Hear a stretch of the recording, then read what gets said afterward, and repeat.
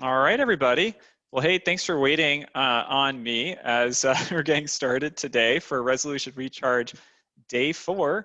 And joining me for discussion, as part of discussion, is Melissa. And I'm excited to have her on here as well. So she's great, and she'll get to share more about what she's been learning too pretty soon here. But just to kind of kickstart things off, so day 4 of Resolution Recharge, if you guys are just jumping into this video and haven't been listening to the other ones, totally fine and understandable. Life's busy. But as a recap, we realize many of us have big intentions and plans. We set New Year's resolutions, or we call them something similar, and it's the same idea. And then by this time of the year, February, depending on where you're living, like the days start to get dreary, and we're waiting for new beginnings of spring, and we're kind of slowing down and maybe getting off track with our hopes and goals that we had set, and just feel discouraged. And so our hope is that through this discussion that you be encouraged, get new perspective, and be able to reignite or recenter and reevaluate what your goals and intentions are in a way that is more constructive and beneficial and sustainable for you. So that's kind of the general theme. But in terms of what we're doing today, so just to start off, today's topic is basically to go over the importance of reflection, meditation, mindfulness. Those words all can mean the same thing, but there's different nuances. So I'm probably going to be flying back and forth between them synonymously. But that's what we're going to talk about today, because we realize that a huge part of the journey with personal growth, just as people, but also in our health, whether it's with diet or getting more exercise or getting better sleep routine, all of that stuff. The mind is so powerful, and I'm actually more and more convinced that this is, without this component of some kind of reflection at the very least, let alone more enriched routines of meditation or mindfulness, it would be very difficult, near impossible, to grow and move forward. And so we'll dive kind of more into that and share that.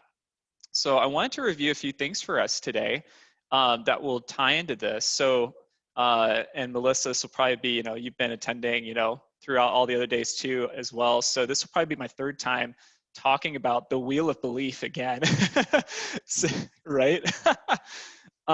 So the wheel of belief is something we talked more about, Natalie and I, yesterday, and I also briefly mentioned it on day 1, and that is where we have beliefs driving our thoughts, thoughts driving our feelings, feelings pushing or driving our actions, our behaviors, and then those actions and behaviors have some kind of result or consequence. And then we take those results and consequences, and that tends to then reinforce our beliefs. And then on that cycle goes. But the true starting point of that cycle, the most powerful starting point, is the beliefs area, when you get the most deepest into you, and to be able to kind of reflect and see if you want to have change happen in your life. And so to tie in with this, I wanted to go over a quote that I shared on day 1 back on Monday. I wanted to share it again. This is a gal's article. I'm not very familiar with this article. It just came up on a search when looking at, why do most resolutions fail? And there's plenty you can find on there, and there's a lot of people analyzing it. So she said, her name's Kathy Caprino, if I'm saying that right, and she said the following: over the past 15 years in my therapy and career coaching work, I've seen that most of us simply can't bring about significant change in our lives if one key thing is missing: understanding at a deep level why you operate the way you do, and recognizing what keeps you locked in specific negative or self-sabotaging or self-limiting behaviors that resist change. Once you understand more intimately your mindsets, values, and beliefs, habits, and greatest fears, you will begin to realize why certain goals are going to be very hard for you to achieve, and even harder to sustain, unless you commit to a deeper level of change.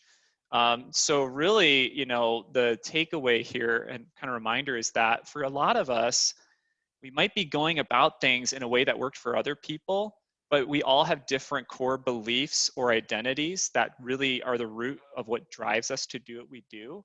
sometimes we're not really aware of it. It's so deep that it's not there in our consciousness, and it takes practice to like understand ourselves. It's kind of almost paradoxical. I think it's really true. So once we can get more to understanding like that wheel of belief, like why do I think the way I think? Oh, I believe certain things that are driving those thoughts. Why do I believe that? Is that belief true, or is it constructive? Could it be different? So if we're really out of balance there in our lives, that could be a big key of why, if we're struggling, now it's certain life changes we want to make, or sustain, we keep going back to old ways, feeling like powerless against it. There's probably some pieces there to look into. So the other thing I wanted to share too is, I find it interesting that I think for many of us, if we just do some searches, let alone read books, like what are the habits of highly successful people?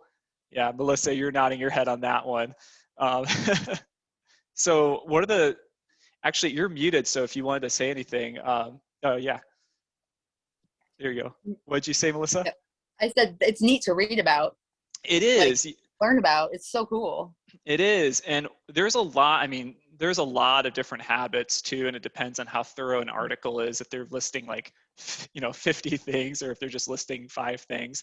But over and over, one of the things that connect a lot of analysts are looking at, whether it's success in terms of financial success or fulfilled life or something, right?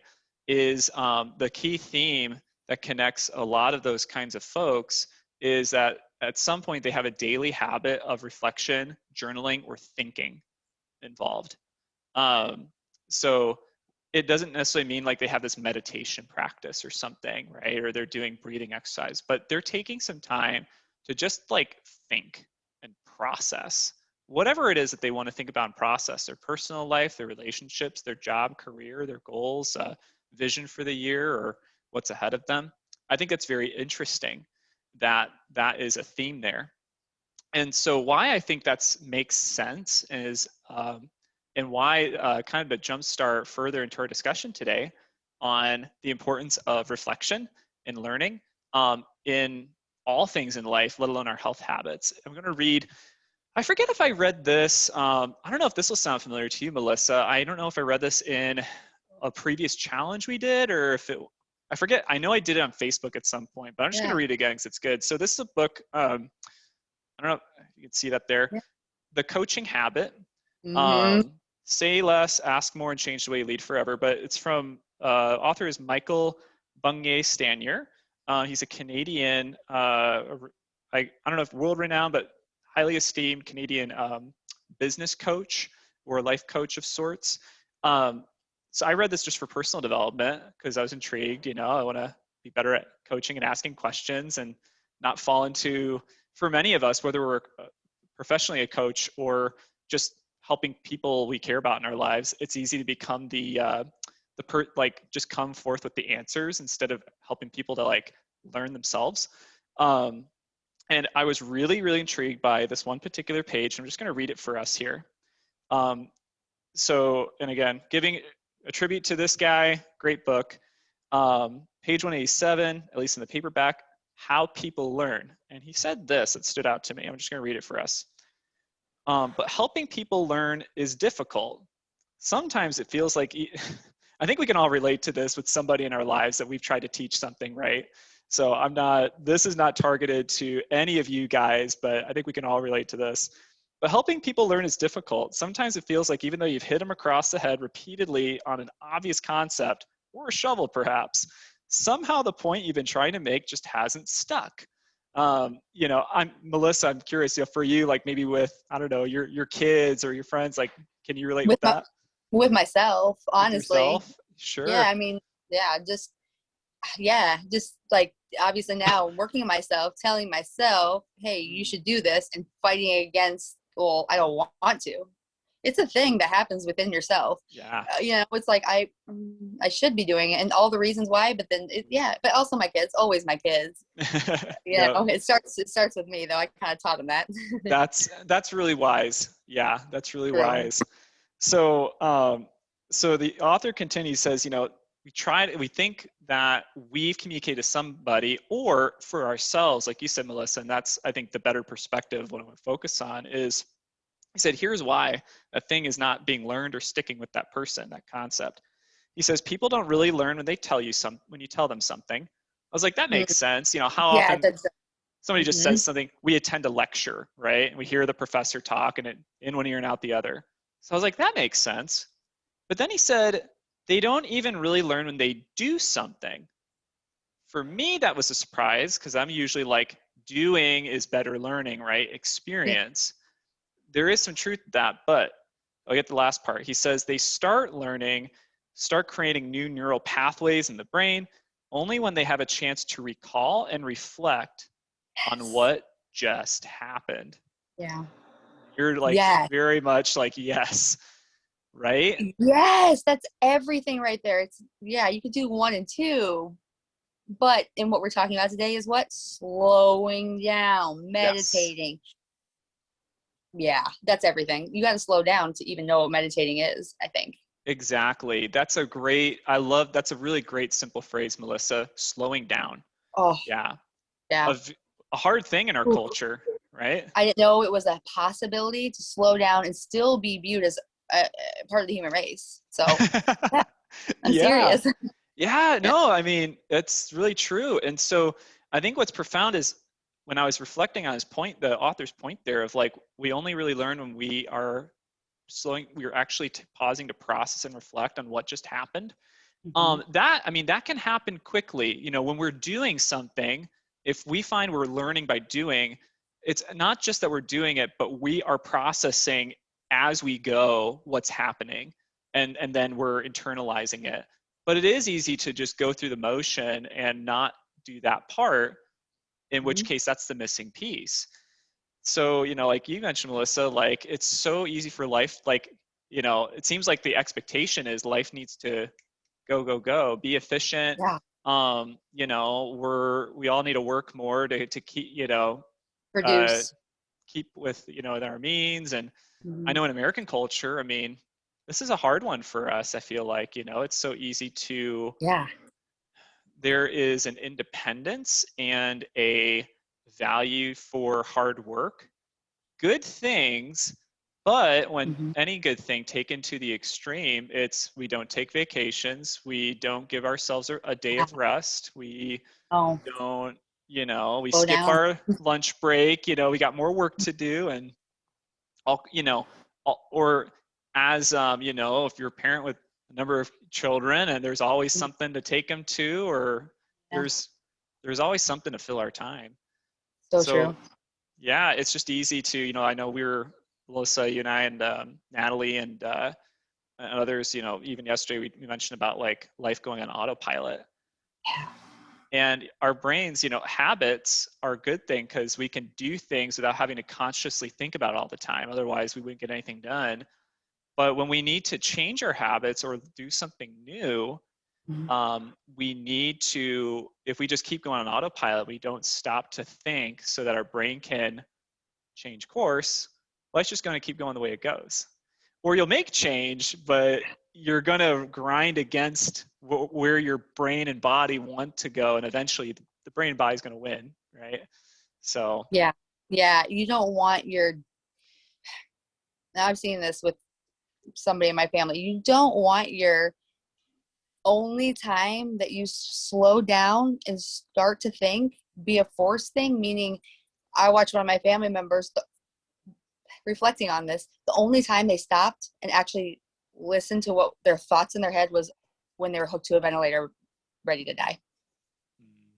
That's the yeah. truth. Like, it's the truth. I never saw this person slow down. I never saw this person stop. I just saw this person take care of families because they had a company, and I saw them do for others. And when that person was on the ventilator in the hospital, couldn't talk and was forced to listen to the thoughts in their heads, in their Yeah. head. I think they, God, I don't know. I don't know. And because I can't ask them what they What they were felt, but thinking. that's a true thing. That is, you don't want that to be the moment that you stop and think, It's yeah, true. Yeah. That's a really, yeah. yeah, that makes sense. And that's, That's hard, hard for others, let alone for that person to realize, like, when Yeah. it came to be forced, where it's like, you can't do anything else. You just have to, like, stop. Um, there, Um, yeah, there or get actually, yourself sick enough to where you can't do the things that you can do at this point in your life, right? yeah, Because you've let your thoughts get so, and you haven't slowed down. And so that really, I've seen, and I am one of the people that just let that get, and I'm seeing the effects, and luckily I'm healing them now, but like I could have just done the same thing, and yeah. it's cool. And It's crazy. your example, that story, Melissa, brings up another really good point that is so common for many of us and a lot of our private clients, probably for plenty of you guys who are here in the Epic community group. So many of us, we're human beings, so we care about people, and we work, help serve our friends, our family, when somebody's in need, like, we go to their aid. And I know for some of us, again, any good thing, too much of it becomes a not good thing. And like that story you share, this person is taking care of people around the company, taking care of employees or whatever, and never given themselves enough time so that they can actually, there's that lie or that belief where, if I take any time for myself, I'm Hmm. being, Selfish. you got it, yep, Yep. being selfish or something People like that. people told me that this person, when they played golf or when they did things for themselves, they were being selfish. So my definition of selfishness, what's your definition of selfishness? I mean, Actually, it's interesting. Actually, I'll take you up on that question. That's a good question. How do I interpret selfishness? Um, that's a really great question. I guess, put on the spot there, I You wanted me would to do that. define, no, I love it though. This is great. Selfishness, in my mind, I'll be curious to hear how you kind of put in your words too. I think of selfishness as two different things happening simultaneously.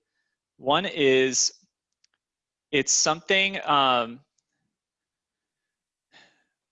actually, no, just one thing. If internally here and in here in your heart, if you are doing something purely for yourself completely.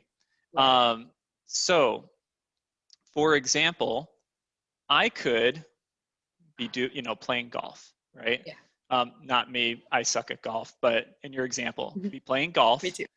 Um, and that is for me, but maybe I also know that it is not only just joyful, but I Mhm. know somewhere deep down that when I'm joyful and enjoying life in this moment, I that makes me even continue to be balanced or better friend, family, husband, father, whatever, Mhm. to the people around me.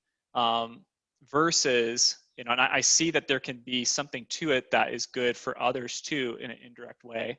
Versus selfishness would be, I just want this for me, and like that's as far as it goes, Yeah.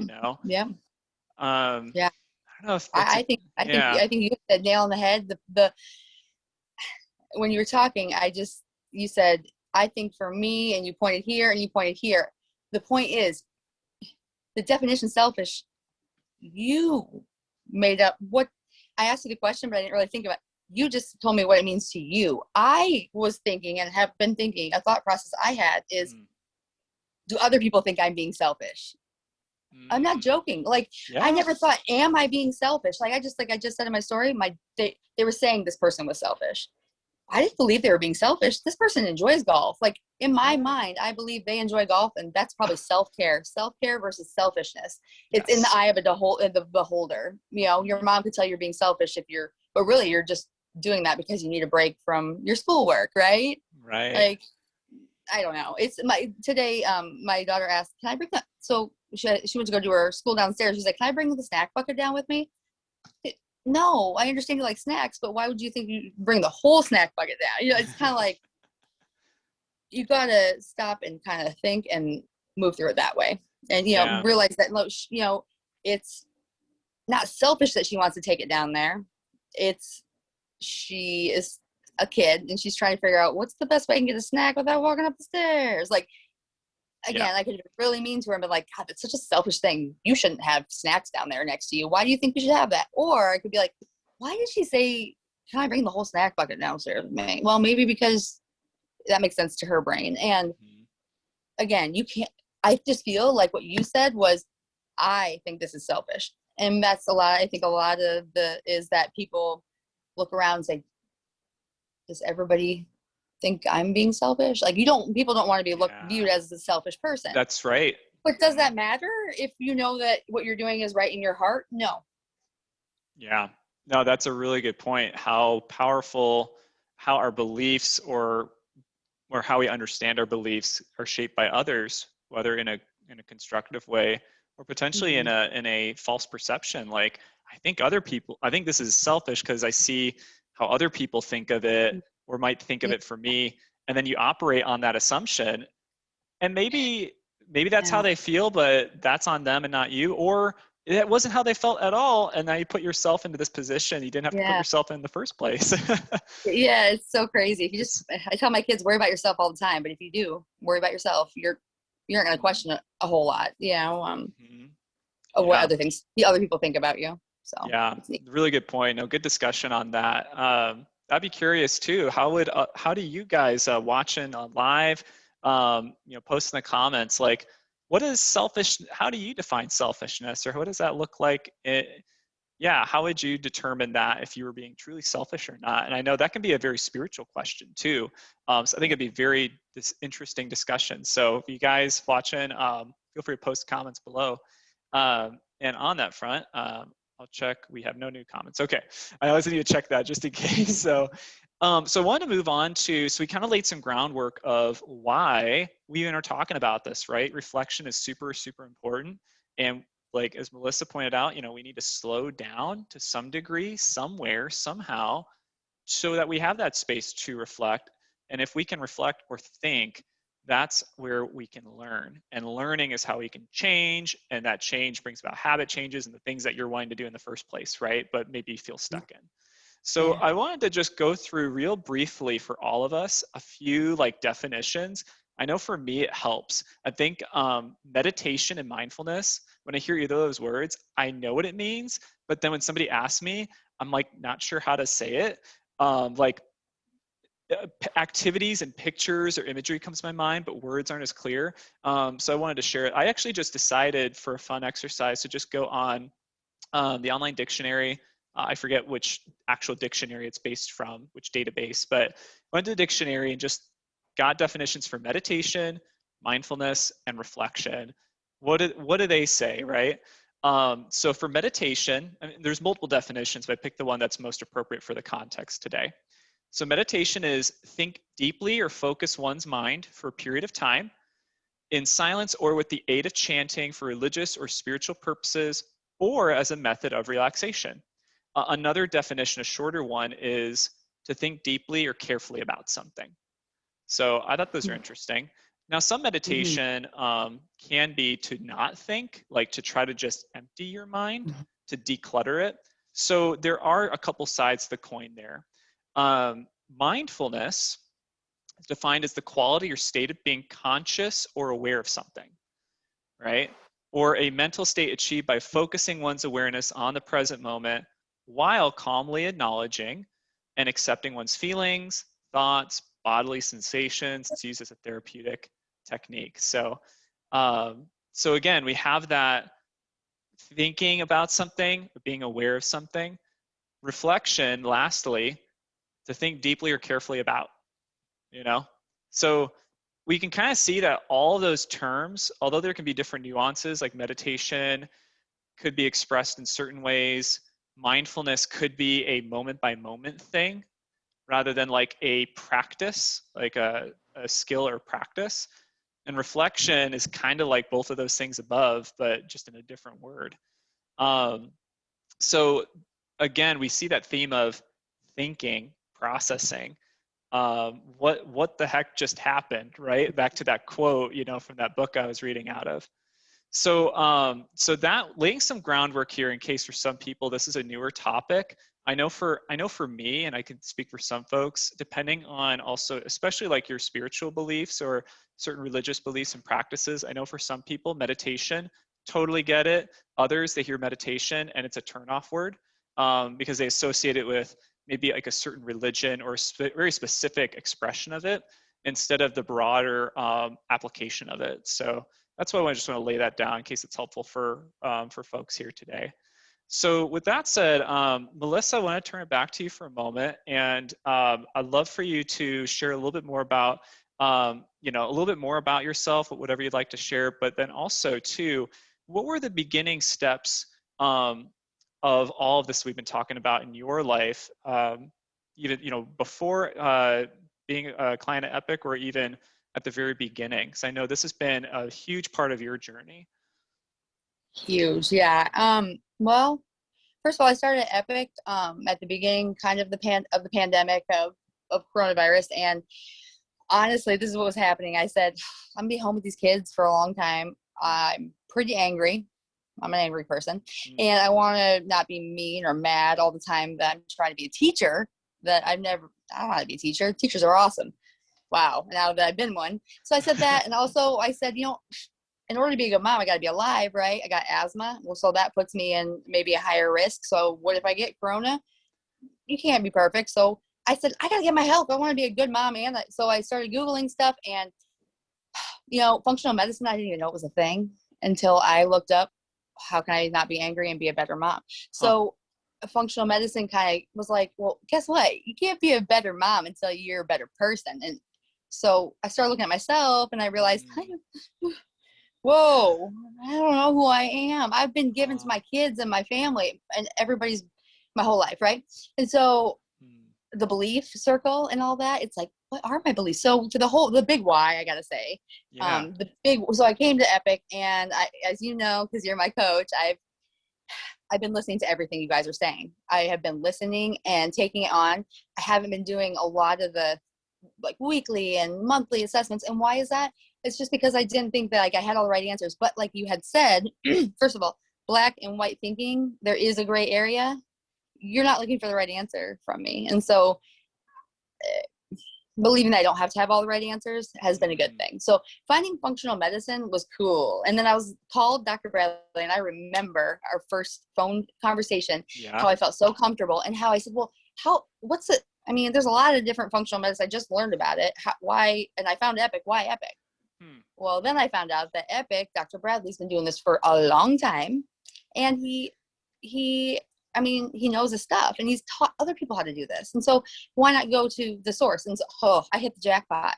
I mean, at the right time in my life, I hit the jackpot, and so it's amazing. And one thing I did while being at Epic was slow down and getting into this mindful meditation stuff. My view on meditation my whole life has been, okay, I was diagnosed with ADHD. I'm a very hyper person. I think Dr. Bradley can relate. I see him fidgeting a lot. He talks about it. So yeah, I think you're right. I just, and so to contain that and meditate, actually to sit down for more than a couple minutes and maybe not think, because that's what I thought meditation was, like, oh, turn your mind off for 30 minutes. Just numb that's yourself not a to the world, Yeah, that's not something that I ever thought that was going to be a thing for me. But I slowed down. Epic taught me how to slow down. And you guys repeat things a lot, but it's the basics. It's the basics. And so this is what's great about this whole process, is that the hydration part of Epic per se, right? You guys had me focus just on hydration for like a long time. And just that, right? Just that. There's so much out there. So, well, here's the deal. If I could focus on just hydration and then add, eating healthy, and then do step by step, it showed me how to slow down. You guys say, here's the information, just do it. Or even, here's the information, let's give it all to you at once. Right. What did you do? You slowed the information down. And that's what I needed. And so in order to, and I felt like, hey, maybe meditation or mindfulness is a thing for me. And then I realized, hey, guess what? The reason you didn't know yourself is because every time I'm doing something, I'm multitasking. So I have Ah, earbuds in my ear. I'm listening to a podcast. I mean, it's all positive things. I'm listening, learning about like things on oh, podcasts, but then I stop and I make notes. So I'm distracted from what I'm doing. yeah. And I'm like, oh, that's so fascinating. Let me go write that down. Or I better text that to myself. That's what I do a lot. So I'm listening to podcasts or I'm folding laundry and watching TV. Okay. If I'm intaking other information from other people and sources as I'm getting my jobs done, I'm not being mindful, right? The definition of mindful and meditation is thinking. I'm not thinking. So the whole point was I didn't realize that, like, I thought, whatever, keep your mind occupied. Kind of like the person I spoke about that didn't start thinking until they were on the ventilator. I was doing Right. that. I was Huh. doing that. I was cleaning houses and listening to podcasts all day. I didn't know that you could just mindfully do the dishes Yeah, right. until I did it the other day. Yeah, I pulled all the other information out because I make it so silent for my kids when they're doing their homework in their school. They're all in different places. I make sure the dog doesn't bother them. Sure. But I'm doing the opposite for myself. But I need the same thing that they need. I Right. need. So I was just like, Mm, meditation isn't just sitting down and doing this and closing your eyes. That is the ultimate, I think, maybe meditation where you want to be, right? That's where like all the great healers and meditators, ooh, they're doing that. But it's doing the dishes in complete silence and thinking about washing that dish, putting it away. People eat off this dish. That's why I'm doing it. I want to have clean dishes for my family. Like, mm, and so I started doing that. And why am I drinking all this water? I, right. for a reason. And I know why. And the big why is everything. My kids randomly today, two of them came up and said, "This is my third glass of water." Why are they telling me that? That's awesome. Because I'm focusing on drinking water. And Right. it's so cool. I didn't know that water was that important before. So it seems like I think I resisted a lot of meditation and mindfulness because I felt like I had to have all the answers maybe. And I felt like I didn't know how to slow down. So how the hell could I even meditate? Are you kidding me? Right. It's That's so. like, But what it is, you can meditate anytime in your day. Having a conversation with a person, looking at them in the eye, and learning about their story, seeing their pain, relating to the situation that they're going through, but not adapting it as your own or putting your own like view on it or anything. Just really being there. That's meditation, I think. hmm, yeah, Maybe it's being present, being being present. mindful. Yeah. Yeah. So I think we can do it throughout our day. One other example, I was talking to my daughter and I was telling her about just all this exciting stuff. And I Yeah. said, you get in your car, Livy. And I worked with cleaned houses with my friend Bree. Hmm. And you two get in your car, I've noticed, and you sit in your car for a couple minutes. I said, I can only assume you're like getting prepared to drive and thinking about where you're going to go next. Like you're thinking about things, right? What the heck are you doing sitting in your car? I just get in, put it into reverse, and I'm gone. Right, right. Get going. And I asked, I said, what are you doing? And she's listed out the things she's doing. She's checking her mirrors. She's checking. She's what she said to me. She said, I'm checking my social media so I'm not tempted to do it while I drive. Whoa, that's like the smartest thing I've ever heard. So yeah, you can learn. It's not like rocket science, but she told, I never asked, why do you sit in your car before you go? And why don't you just hit reverse and drive like I do? Well, she stopped and thought, and therefore, and I never stopped and thought anytime I was driving in my whole life. So yeah, it's neat. Yeah. It's really That's neat. I mean, just that. Yeah, just that. Think before you act. And I've been told my whole life, hey, you should probably think before you act, Melissa. And, well, yeah, it's like, really cool. sure, I could, but I could just act and get more stuff done, right? Or Exactly. think that you are. Yeah, that's the whole point. You're looking busy. I was looking busy to think that I was getting things done and accomplishing goals, which all three of those things were is totally off. Yeah, but you're not Yeah. alone. I think a key theme I'm hearing you say with Mhm. your story and your experience so far, what you've been learning, is that there is a belief that you need like to accomplish more and keep up in life, all the things you need to do, that you need to multitask, you need to do as Mhm. much as you can, and that will get more results than if things are taken a little bit more one at a time, or Yeah. Yeah. Oh, but it's not that. And we are human beings, not human doers. Mm. And Yeah. being is a state of, it's a state. Like it's a state that we're human beings. Like when I heard that, I was like, wow. I hadn't heard that before. That is a Yeah, good point. true though, because I was just doing, thinking I was Mm. living my best life because I was accomplishing small, tiny tasks, kind of. Mm. But yeah, when you slow down and you look at the why, and again, you guys, Epic has that correct, is the big why, because that's what helps you dig deeper. You just keep asking why. And you've said that so many times. But yeah, yeah. And mindfulness will get you to your why as well. Mm-hmm. Yeah, for some of us, yeah, I think the big why is an interesting Mm-hmm. exercise in that we realize like how limited we might be in being able to really dig in. And then, Yeah. so we get some of the way, and then as we practice, like learning more about ourselves, if we give ourselves that space, we Mm-hmm. find that why just goes deeper and deeper, and we're like, oh, okay, that's what's really going on Mm-hmm. here. Yeah, I Yeah. find, Yeah. yeah, no, thanks so much for sharing. That's so fascinating because I was curious to like how, like what helped you get started and like through not like going, I'm just going to start doing meditation mindfulness per se, but the lesson of like, oh, we can just start working on one thing at a time. It was Mm-hmm. teaching this lesson of what if that could be a viable, let alone maybe better approach than trying Mm-hmm. to take in everything at once, do it all, the multitasking. And then you're like, huh, if that can help, maybe there's something to that. And then that kind of opened the doors for just that Yeah. idea of slowing down and then slowing Yeah. down. And And then if you can see how you slowed down in one area of your life, like really see it and accomplish it, you believe that you can do it in all aspects. You can actually visualize yourself making good decisions and making healthy decisions and doing that so easily throughout your whole life. And then it becomes second nature. I think I haven't gotten there yet, but maybe it will. yeah, yeah, no, Yeah. that's so cool. Thanks again for sharing that, Melissa. I think and I think a lot of people can really relate to that at some point of your story, and I'm Yeah. excited for you Cool. too.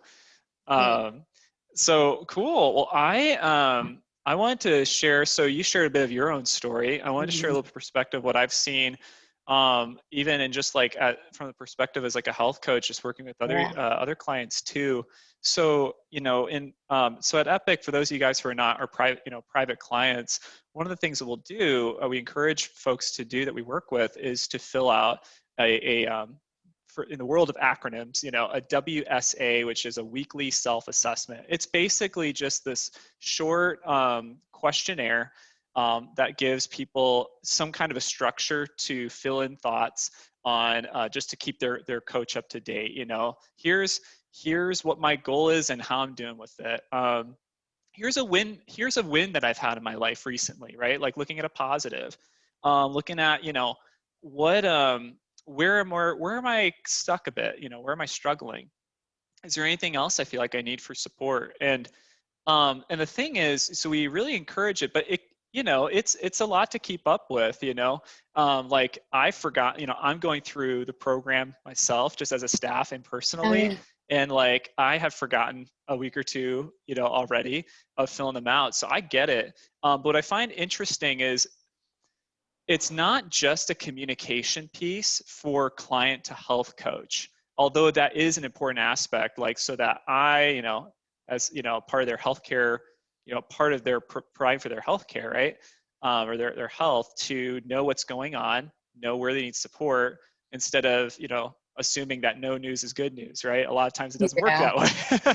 It occasionally is, and I'm relieved, but I haven't heard from somebody in a while. And I'm like, "Are you okay?" But usually it's like, "Are you okay?" And then finally it's like, "No, I'm not," and I didn't know how to get. Right. I think we can all Yeah. relate to that. But Yeah. another key thing about this weekly self-assessment is really, if the person decides to approach it this way, it might be that person's one opportunity to really just sit down, or I need to fill out this form, and it might be one of the few times in their week that they actually stop and sit and think, Mm-hmm. Yeah. what is a win this week? Mm-hmm. What do I need help with? Oh, I am struggling with this, Oh, or I have a and I quickly question. Yeah, add to that real quick is please. Yeah. I just read your notes from our last thing. And I read that by you making the notes, so after we do our conversations, you make the notes Sure, and right. put them out there for us to read. Well, I read over those notes, and it's a way of seeing what I said. I said a whole bunch of stuff that day, and maybe I don't remember all of it, but you put it down, and so I read it, and I'm like, oh my God, I told Dan that I spent 50% of my previous life before Epic looking for things that I lost, right? I said that to you, and I don't remember saying it, and you put in the notes Yeah. something like that must have, can't remember, made your life harder or something like You that, were saying, difficult. And I was like, yeah, yeah, I was like, wow, it sure did. 50% of the time I was looking for lost keys. I misplaced something because the environment was a disarray. right. Um, and then you put something in there, and it was like cool. Like that, I didn't even know that I was doing it. I didn't know I said that I was doing it. But when I read it, I was like, whoa, that's the truth. If I said it to Dan and he wrote it in the notes, That's a yeah, I thing. wasn't even aware. Yeah, I wasn't even really aware that was, it's cool. You got to be reminded of things, and that's what I think Epic coaching does. And then going back to read what you wrote also helps you see how far you came. Yeah. Yeah. Well, thanks for the feedback. And no, I do remember when you were saying that. And, it's like, man, like my life, like you say something, but then you read it later and you're like, Yeah. I did say that, again, like the automatic, like what is in the difference, like you Mm-hmm. said, it was in your head because you said it, Yeah. but the conscious brain can only handle so much information. It needs to pick and choose, which is why I'm sure maybe like in the moment it came out, but you need to read Mm-hmm. it later to have it come back into your conscious brain and go, oh yeah, like that Yeah. is what was happening, Mm-hmm. So that's fascinating. So Cool. yeah, like with the weekly self-assessments or anything like that, where it's like giving people a time to at least pause and reflect. And I've noticed there's a difference in how people navigate their health journey when I notice in this example of like these weekly self-assessments, when there's a little bit more thought to them than when they're really short and quick. I'm like, you could do that. Like I filled it out, but I'm like, Yeah. but was it actually constructive for you? Are you Right. actually thinking and getting anything out of it? Probably not.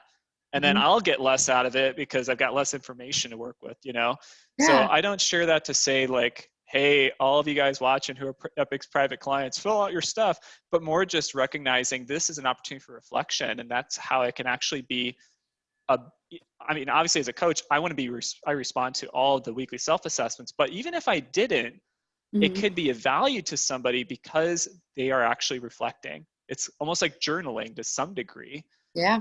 bit in a specific space. So Agree. so that's something I've noticed is makes a difference.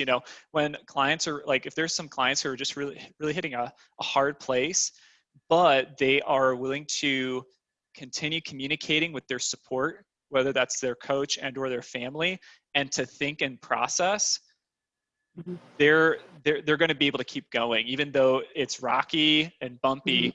Versus those aren't not folks who aren't reflecting. They get frustrated, disappointed, Mm-hmm. they're in autopilot, they don't break out of it, and so they're Yeah. stuck. Yeah. Why? Again, ask why. Why was I not filling out my assessments?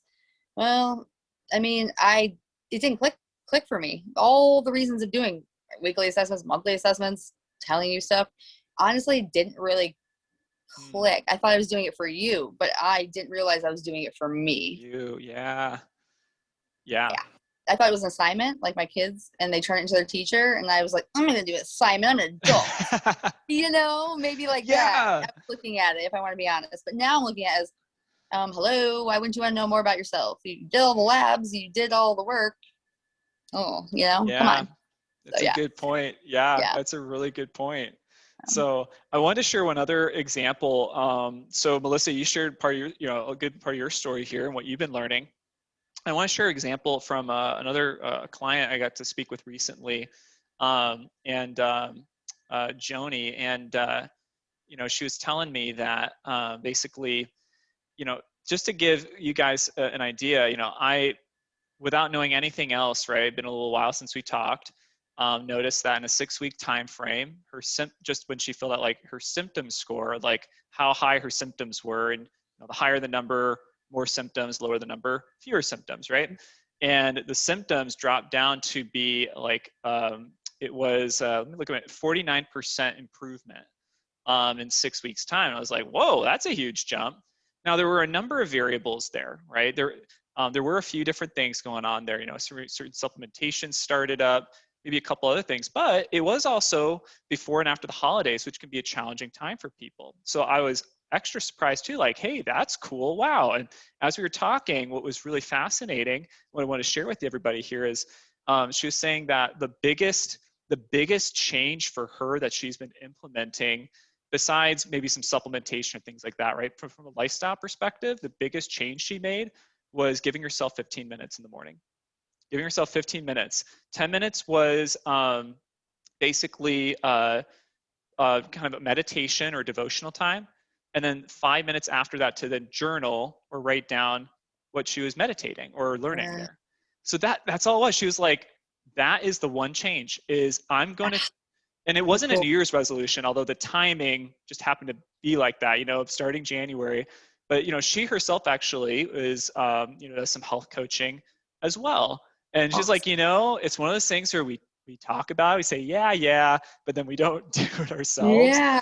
And she was blown away. And I just wanted to share with you guys a couple of things she had shared. She had described things like, my life felt or feels lighter.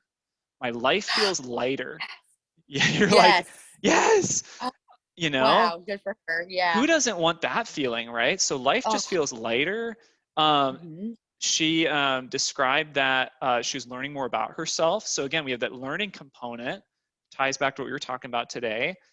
Learning to loving herself more, like giving herself more grace became easier.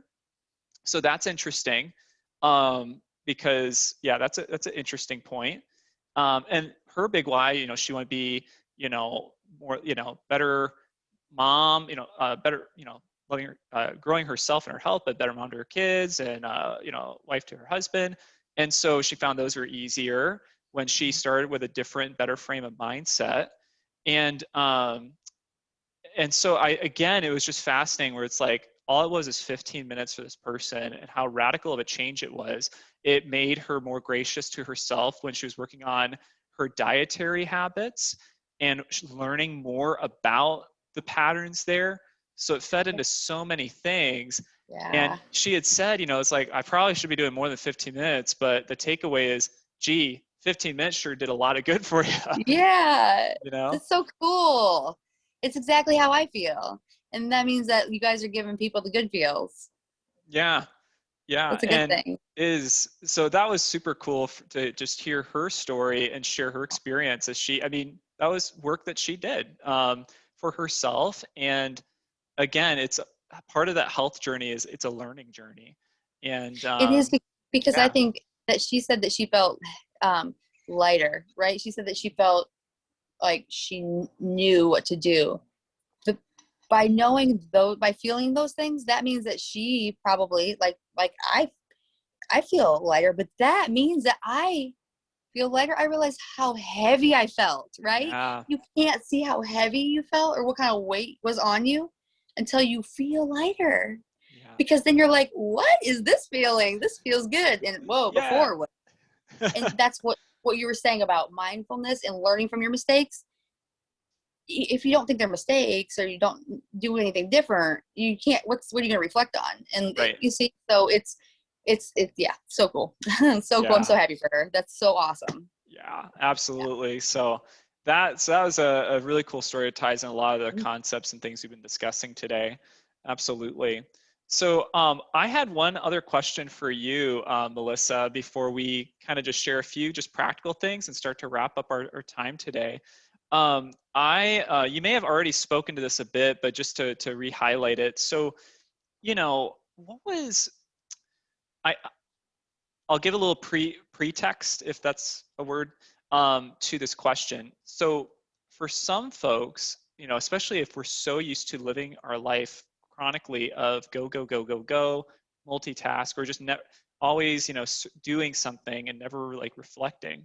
Even in my life, I've noticed I tend to fill um, empty space with music or audiobook. Like there's always something going, Yeah.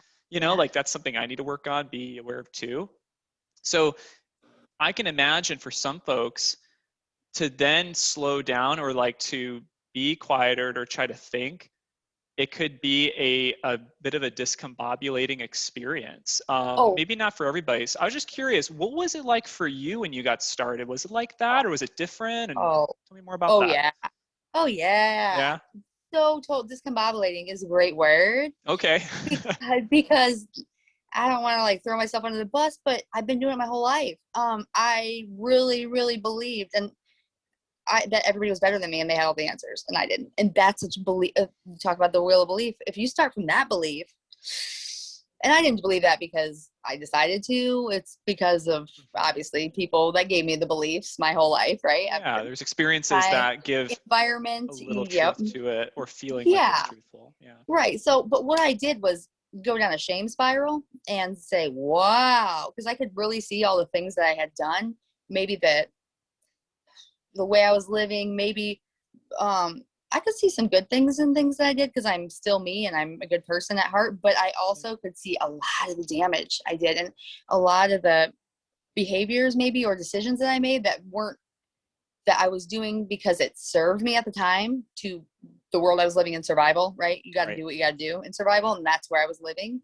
Well, now in creative, if we're not talking about Minecraft here, but I live in creative now and you have possibilities in creative and you don't. And so I was able to step back and then I was able to see all the things I did. Okay. So then I felt really crappy about myself. I was like, Wow. jeepers, criminy. And then what I did was go deeper and ask why again. And I said, well, there's got to be a reason that you did all that stuff. And then I looked at deeper, like the people that were in my life, my whole life, the most amount of time, what were their beliefs, right? What did they believe about themselves? What did their people that were in their lives their whole life believe about them? And Sure. then what I did after that was I was able to not be angry anymore because I could ask why and I could see these are just hurt people. Jeepers cannolis. They're all people. We're all people. Like, it's okay. Like, I'm not mad. Like, Yeah. they didn't know any better. And it's sad that that person that finally started thinking on a ventilator, that's the first time they thought about life or about themselves and maybe what they wanted or yeah, not what just they should do to what was maybe they're supposed to do in life, but what they wanted to do, I don't. Yeah, it's you want to be the person that every day or at least someday in your life, like me when I'm 35 or 40, I woke up and I was like, jeepers, I really could be looking at this a whole different way. Like I could be asking questions and getting curious instead of judging people and myself. Mm-hmm. And Yeah. that's something that I think everybody has we're all human, so everybody has a little bit of that where they judge. Well, where was that judgment coming from? It was coming from fear, and a lot of the stuff I was judging I do myself, and so Yeah. I couldn't recognize it and judge it if I didn't maybe have a little bit in myself. And that's discombobulating part of it, is that Mm-hmm. you look at yourself and your decisions that you made maybe for the first time ever in your life, you're gonna see some stuff that maybe wasn't going right. I Mm-hmm. mean, Yeah. and then you're gonna see how it got that way. Just like my refrigerator broke, say, and then somebody comes to fix it. They know exactly how to fix it, but they got to figure out what went wrong first, Right. right? And they're not gonna get mad at the refrigerator for breaking. I mean, they're gonna, I Yeah. mean, Right. Right. it's that's we got to treat humans that way. Like, oh, why am I getting so mad at myself? I didn't know any better, and you know better, you do better. I've said that my whole life, and I thought I kept learning better and doing better, but now I actually feel it in my body that I have learned better and I am doing better. And yeah, and wow, it's amazing. So Yeah. that's the discombobulating part, but yeah, Yeah. hopefully nobody's starting from where I'm starting, which I know they are because I mean, we're You're all not the people, and only one. I'm Yeah. not the only one. Like, I'm Nope. not special. I'm not special in my self-hate. I'm not Yeah. special in my self-doubt. I'm not special in that. But I want people to know that I feel this way and that you can feel better, Mm-hmm. and Absolutely. that's what we're doing the last 6 months, is finding a way for me to get better. You're finding a way for her to get better, for this client to get better. We're all using the Epic 5, but we're using it in our own ways, Yep. right? and we're all starting at different places. But guess what, Dan? You, Dr. Bradley, Natalie, everybody there has met me where I am and not judged me where I am. And Good. that's why I'm able to come here today and say, whoa, guys, you guys want to know everything I've done wrong? Because I'll tell you. And then I'll tell you why I did it. And I'll tell you what I'm going to do moving forward, because That's I don't awesome. yell at my kids anymore. I'm not mean to my kids anymore. I'm not mean to myself really as much anymore. Yeah, I'm not as mad as I used to be. And that right there, whew, Yeah. everything. And what a Yeah. difference like that can make to then how that impacts just our physical bodies, right? It's Oh, all connected. Yeah. it is. It is. And if I were my old self and I was listening to my new self talk like this, I was like, she thinks she knows everything. And I really would, if you Yeah. think about it, right? That's And fair. I would say that about the person that's talking right now, Mm, but I don't know everything. I don't, and I'm learning, and that's where the grace comes in, right? Like, there's exactly. so many people walking around out there that think they know everything, and when you realize you don't, and then how much more you have to learn, it's like you're excited for life. Yeah. Yeah. Yeah. So That's it's so cool. So a key true. thing I've heard, like one of the big takeaways I got from you, Melissa, and your experience, um, as you began entering more into the realm of reflection, processing. I know you were like working on like a morning routine, incorporating that too. A big thing I heard you say, or it's what I thought I heard you say, is essentially that at the beginning there was some pain in that, right? It was like, oh, that hurts, as you start to like really face some things about yourself or these beliefs and these patterns. And I just wanted to, yeah, it sounds like I've interpreted correctly, as I see you're like, yep. And so I just want to speak to everybody too, and for myself, a lot of time, like I know in the past, I have avoided, sometimes I've chosen to escape via, playing a game or reading a book, let's say. And because I know it's buzzing in the background, there's something I need to deal with, but if I face it, it'll be painful. So I'll try to avoid it. But I think back to a Calvin and Hobbes cartoon where the mom tells Calvin to clean his room. And he's like, I did it. And the mom's kind of in disbelief because it's like, that never happens. Walks in, it's like, the room's great. And then she's like, wait a minute, opens the closet door and it all like crashes out. And Yeah. it's like we can try to shove things away, Yeah. but it's still there and it's not fixing the problem. And so my encouragement, from what I heard in your story, and I want to share from really to say to myself, let alone everybody Yeah. who's listening Yeah. now or later, is if you're hitting some pain, that's a good sign. That doesn't mean you're doing it wrong, Ooh, that's but that's great, actually Dan. a good sign. And Mhm. it will become less painful once you can then understand more of what it means and Mhm. where to move forward from it. But people are afraid of pain. You're right. Yeah, especially Mhm. if, I think we were talking about this yesterday, Melissa, especially if we have a belief that pain is to be avoided at all costs, that pain is meaningless in of itself. Gosh, that's so true. Yeah. Yeah. Yeah. That's Yeah. wow. So, but if we can believe pain can be something we can learn something from, Mhm. Yeah. um, And that everything's gets a whole temporary, different right? meaning. Everything's temporary. Yeah, yeah. Doesn't have Means to the be pain is permanent. temporary. Yeah. Absolutely. Yeah. Well, as we start to wrap, are you doing good for time, Melissa? I know we got a little Oh bit of yeah. a later. Okay, cool. Yeah. Yeah. So I know we all kind of jumped on about 10 minutes after one. So Yeah. I just wanted to wrap up our time today and our discussion, just leaving all you guys with just some very practical things. I know like what we've talked about, it's like this makes sense, but it can feel nebulous in terms of like, so what do I do, or how do I pursue that? So there, as Melissa pointed out, you were saying there's so many ways you can approach it. So what I think Yeah. is there's something for everybody. I'm just going to list off a number of very popular approaches. Melissa, if you happen to have any at the top of your head to add to the list, I'd love to hear Sure. you add to it.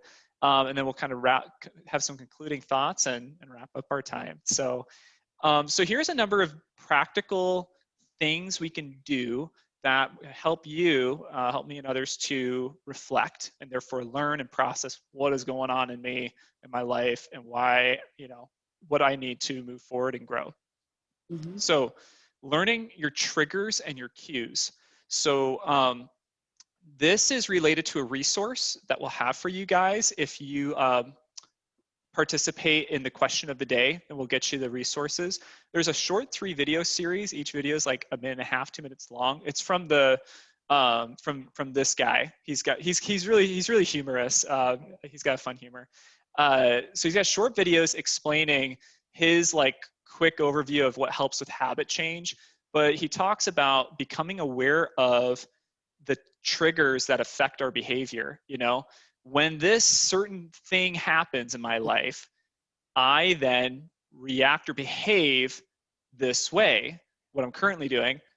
Instead, I want to do this new habit instead. So that's kind of a mindfulness practice, becoming aware of what pushes your buttons to have you do what you do, right? So we're entering into discovering what is driving the autopilot so we can do something about it. So that is a really very interesting thing you could pursue and look into. Another one is I call them micro breaks. But some people, the problem is, I would love to be able to stop and think and pause, but I am so busy. Like I can't imagine where I have 10 minutes, right? There's a lot of people who feel that way, especially, I know like with work, like if they need that in the middle of the day, but they're working in the middle of the day. A number of folks have seen found it really helpful to even give themselves 60 seconds, like literally 1 minute, time it on their phone. They step away from their desk, 60 seconds, take a few deep breaths, something you're thankful for, like stretch a bit. It's kind of like just a stress break, but there's a little bit of a mentality thing there too, especially if you can pause the brakes on whatever stress is building up, thought patterns are building up. That can be a really helpful thing and very practical. Number 3 is breathing. Tons of breathing exercises. So that's a whole other topic, right? But breathing exercises, journaling. So journaling is another method of processing, right? Sometimes it can be hard to just think, but writing something down can help like concentrate your thoughts and make it more concrete. So that can help people. It doesn't have to be profound. For me, when I've journaled, I do bullet points. I make arrows, like everybody can do it different. Yeah. Silent meditation, that was one we talked about. Visualization, so using your senses in your mind to create a picture of what you think is going on in your life or what you want your life to look like and how that feels, it makes it a little bit more real, more meaningful. Spiritual and religious devotionals, people who they talk about having a devotional or a quiet time. That is a great way to do that, especially if you process what you were learning. If somebody's reading a spiritual text, to take a moment to process what the heck they just read, right? Instead of reading a paragraph and going, I just read that, but I didn't. So going along with that, prayer. I would say this as somebody who is spiritual, let's say spiritual as well, and prays. I notice for me a lot of times if my prayer is prayers for other people, it is a good thing, but it isn't quite the same as a prayer that helps you to like understand yourself better too. I think so. There's a lot of within prayer. This is a trap I've fallen into where I'm like, I'm praying, but I'm like, but what am I praying for? And sometimes, depending on how I'm praying, I may or may not be actually understanding what's going on in myself as I'm connecting to that higher being in that prayer. So that's just a little something to think about. The other last one I have on this list is a body scan. So this is that exercise where, somebody or recording just walks you through just feeling your body from the tips of your toenails all the way to the top of your head. What are you feeling, your sensations? It helps you process just, where are you tight? Why are you tight? And loosening up. So there's a lot of great, so if you search body scan on YouTube and stuff, you'll find things pretty quick. Is there anything else maybe obvious I may have been missing that you want to add to that list, Melissa? No, I think that's a great list. I think for the body scan one, I was thinking one thing I've tried that I heard. Yeah. And it actually works is the five senses. So if I can remember them all, but you think of, this may not be in this order, but you think of like 5 things you can see, 4 things you can smell, 3 things you can hear, 2 things you can taste, and 1 thing you can taste, and 2 things, wherever the other one is, and feel. And the thing is, I don't know what it does. Okay. I don't know why it works, but it works. I do it, and it's like a couple minutes, and also it helps you scan your environment, also like connect to your body. I don't know what it does, but it's only a couple minutes. So I figured I'd try it out, and that works. Interesting. Yeah, that's great. And so all these different things that we discussed today, depending on what the kind of person you are and your personality, some people, senses are very meaningful. Sensory things like the exercise you mentioned. For others, they're more introspective. Maybe journaling's really a great fit, right? Yeah. So there's something for everybody. So we'll wrap up today with just what are the key points, right? The key points is we've discussed and learned that without reflection, a time to pause and process and think, even if it's just 5 minutes a day, right? It doesn't have to be much. We need that to be able to learn. And if there's no learning, there's probably not going to be long-lasting changes in our lives or habit changes that we're seeking to do. So that reflection lets us learn. And again, even just 5 minutes or more a day or a couple times a day, especially if you do it consistently, right? Most days in the week, and you keep at it, it can be profound impact. And so with that, man, that's so sound like us from Minnesota. And so think about, okay, think about 2 things. What's a modality that sticks out to you as something you think would work better for you, right? The journaling or something else, the breathing. And then what is that realistic pocket of time that you're like, okay, even as busy as I am, I know I have X amount of minutes, 1 minute, 5 minutes, 10, whatever.